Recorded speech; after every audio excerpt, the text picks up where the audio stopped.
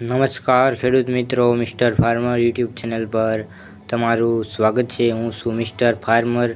ખેડૂત મિત્રો, ચોમાસાની ઋતુ નજીક આવી રહી છે અને આપણા ભારતીય જ્યોતિષ શાસ્ત્રીય અને પરંપરા જ્ઞાન મુજબ ચોમાસાના વરસાદનો આધાર નક્ષત્રો પર રહેલો હોય છે। કયા નક્ષત્રમાં કેવો વરસાદ પડશે, કયું નક્ષત્ર ક્યારે બેસશે અને તેનું વાહન કયું છે, તેના પરથી આપણા વડીલો વરસાદની આગાહી કરતા હતા। તો આજના વિડીયોમાં આપણે જાણીશું કે આ વર્ષે ચોમાસાના મુખ્ય નક્ષત્રો ક્યારે શરૂ થશે, તેના વાહન ક્યાં છે અને કયા નક્ષત્રમાં કેવો વરસાદ જોવા મળી શકે। વિડીયો ખૂબ જ રસપ્રદ છે, એટલે છેલ્લે સુધી જોજો અને જો ચેનલ પર નવા હોય તો સબસ્ક્રાઈબ જરૂરથી કરજો। તો ચાલો મિત્રો, વિડીયોની શરૂઆત કરીએ। ખેડૂત મિત્રો, ચોમાસાની શરૂઆત મુખ્યત્વે રોહિણી નક્ષત્રથી ગણાય છે। ચાલો આપણે ક્રમબદ્ધ નક્ષત્ર વિશે જાણીએ। રોહિણી નક્ષત્ર। આ નક્ષત્ર સામાન્ય રીતે 25 મેની આસપાસ બેસે છે। આ નક્ષત્ર દરમિયાન જો ખૂબ જ ગરમી પડે તો એવું માનવામાં આવે છે કે ચોમાસું સારું જશે। આ નક્ષત્રના દિવસોને આપણે 10 ઝાડતા દિવસો પણ કહીએ છીએ। ત્યારબાદ બીજું નક્ષત્ર મૃગશીર્ષ નક્ષત્ર। આ નક્ષત્ર જૂન મહિનાની શરૂઆતમાં 8 તારીખની આસપાસ બેસે છે। આ નક્ષત્ર બેસતાની સાથે જ પવનની ગતિ બદલાય છે અને કેરળ તરફથી ચોમાસું આગળ વધે છે। આ નક્ષત્રમાં પવન સાથે હળવો કે મધ્યમ વરસાદ જોવા મળે છે।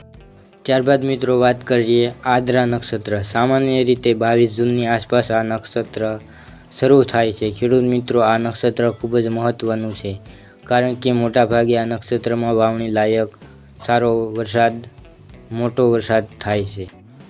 પુનર્વસુ નક્ષત્ર।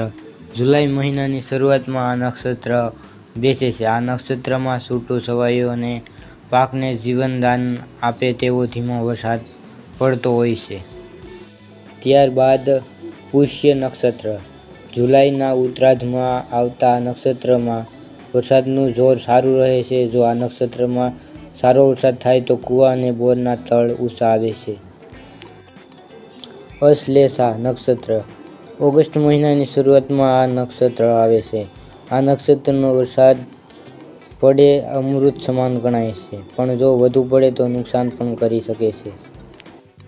મઘા નક્ષત્ર। ઓગસ્ટના અંતમાં આવતા મઘા નક્ષત્ર વરસાદના ટીપાં ખૂબ જ મોટા હોય છે। કહેવત છે કે જો વરસાદ વરસે તો ધાનના ઢગલા, એટલે કે આ નક્ષત્રમાં સારો વરસાદ થાય તો ખૂબ જ ઉત્પાદન મળે છે।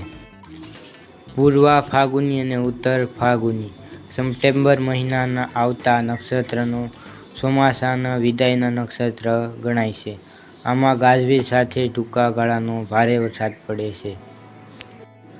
હસ્ત નક્ષત્ર હાથી। સપ્ટેમ્બરના અંતમાં કે ઓક્ટોબરની શરૂઆતમાં આવતું આ નક્ષત્ર જો વરસે તો ઘણું પાણી આપી જાય છે, જેને આપણે હાથીઓ વરસ્યો કહીએ છીએ। તો ખેડૂત મિત્રો, આ હતા ચોમાસાના નક્ષત્રો અને તેની પરંપરાગત મહત્વ વિશેષ માહિતી। કુદરતી અને આપણા વડીલોનું આ વિજ્ઞાન આજે પણ કેટલું સચોટ સાબિત થાય છે। તમને આ માહિતી કેવી લાગી તે નીચે કોમેન્ટમાં જરૂરથી જણાવજો। વિડીયો તમારા બીજા ખેડૂત મિત્રો સાથે વોટ્સએપ અને ફેસબુક પર શેર કરજો।